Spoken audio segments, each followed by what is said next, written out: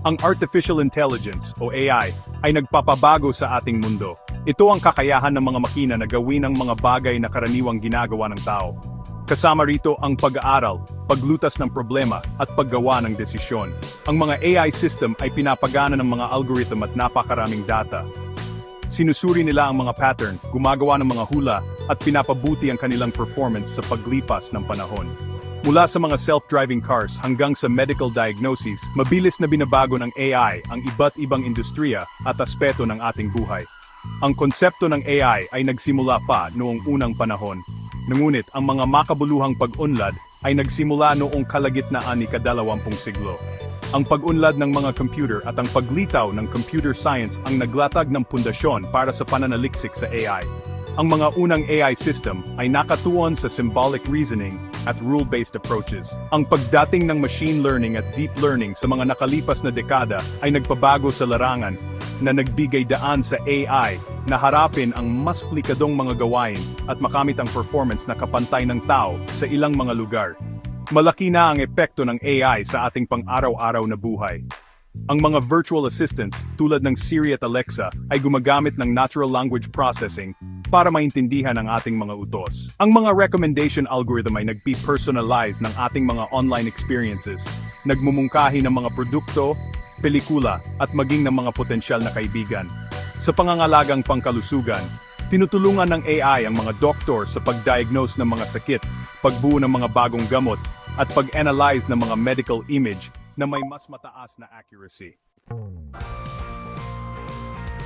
Isa sa mga pinakamahalagang bentahe ng AI ay ang potensyal nito na mapahusay ang kahusayan sa iba't ibang industriya.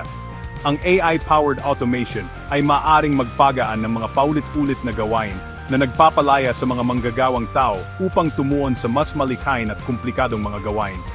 Halimbawa, sa pagmamanupaktura, ang mga robot ay maaring magsagawa ng mga gawain sa assembly line nang may katumpakan at bilis, na nagpapataas ng produktibidad at nagbabawas ng mga pagkakamali. Nagbibigay daan ito sa mga manggagawang tao na magtuon sa quality control, process optimization at innovation. Ang kakayahan ng AI na pag-aralan ng malalaking dataset ng may hindi kapani-paniwalang bilis at katumpakan ay nagbabago sa iba't ibang sektor. Sa pananalapi, maaring matukoy ng mga AI algorithm ang mga mapanlinlang na transaksyon, masuri ang creditworthiness, at pamahalaan ang mga pamumuhunan ng mas mahusay kaysa sa mga tao. Sa marketing, maaring pag-aralan ng mga AI-powered tool ang data ng consumer upang lumikha ng mga naka-target na advertising campaign, i-personalize ang mga karanasan ng customer, at i-optimize ang mga diskarte sa pagpepresyo. Bukod dito, ang AI ay maaring gumana ng tuloy-tuloy nang hindi nangangailangan ng pahinga o tulog. Ang 24/7 na availability na ito ay mahalaga lalo na sa mga industriya tulad ng customer service, kung saan ang mga AI-powered chatbot ay maaring magbigay ng agarang suporta at lutasin ang mga tanong anumang oras. Ang kakayahan ng AI na iproseso ang impormasyon at gumawa ng mga desisyon ng mas mabilis kaysa sa mga tao ay mahalaga rin sa mga sitwasyon na sensitibo sa oras, tulad ng emergency response at disaster management. Sa kabila ng mga potensyal na benepisyo nito, ang AI ay nagpapakita rin ng mga makabuluhang hamon at panganib. Isa sa mga pinakaapurahang alalahanin ay ang potensyal na pagkawala ng trabaho.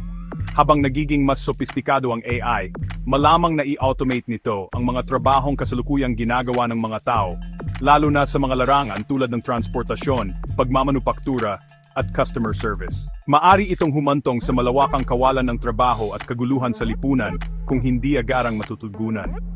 Ang isa pang pangunahing alalahanin ay ang mga implikasyon sa etika ng AI. Habang nagiging mas autonomous ang mga AI system, may mga tanong tungkol sa accountability at bias. Kung ang isang AI system ay nagkamali, sino ang mananagot? Paano natin masisiguro na ang mga AI system ay patas at walang kinikilingan sa kanilang paggawa ng desisyon, lalo na kapag sinanay sa data na maaring sumasalamin sa mga umiiral na bias sa lipunan? Ang pagtaas ng pag-asa sa AI ay nagpapataas din ng mga alalahanin tungkol sa privacy at seguridad. Ang mga AI system ay madalas na nangangailangan ng access sa malaking halaga ng personal na data, na maaring maging mahina sa mga paglabag at maling paggamit. Mayroon ding mga alalahanin tungkol sa potensyal ng AI na magamit para sa masasamang layunin tulad ng paglikha ng mga deepfake o pagbuo ng mga autonomous weapons system. Seksyon 4. Pagtimbang sa mga kaliskis, mga bentahe at dispentahe ng AI. Upang mas maunawaan ang komplikadong ugnayan sa pagitan ng mga benepisyo at panganib ng AI, makatulong na isaalang-alang ang isang balanseng pananaw. Kabilang sa mga bentahe ang pagtaas ng kahusayan at produktibidad, pinahusay na katumpakan at paggawa ng desisyon, 24/7 na availability at mas mabilis na bilis ng pagproseso, personalization at customized na mga karanasan, at mga pagsulong sa pangangalagang pangkalusugan, transportasyon at iba pang larangan. Sa kabilang banda, kabilang sa mga disadvantages, ang pagkawala ng trabaho at hindi pagkakapantay-pantay ng ekonomiya, mga alalahanin sa etika at bias sa mga AI system, mga panganib sa privacy at seguridad, labis na pag-asa sa AI, at pagkawala ng mga kasanayan ng tao, at ang potensyal para sa maling paggamit at hindi inaasahang mga kahihinatnan. Seksyon 5. Paghubog sa hinaharap, responsibleng pag-unlad ng AI. Habang patuloy na umuunlad ang AI, mahalagang tiyakin na ang pag-unlad at pag-deploy nito ay ginagabayan ng mga ethical na konsiderasyon at isang pangako sa kagalingan ng tao. Nangangailangan ito ng pakikipagtulungan sa pagitan ng mga tagagawa ng patakaran, mga mananaliksik, at mga pinuno ng industriya upang magtatag ng mga alituntunin para sa responsibleng pag-unlad at paggamit ng AI. Ang mga programa sa edukasyon at retraining ay magiging mahalaga upang bigyan ng mga manggagawa ng mga kasanayang kailangan para sa mga trabaho sa hinaharap. Ang pamumuhunan sa pananaliksik sa kaligtasan at etika ng AI ay mahalaga upang mabawasan ang mga potensyal na panganib at matiyak na ang AI ay naayon sa mga halaga ng tao.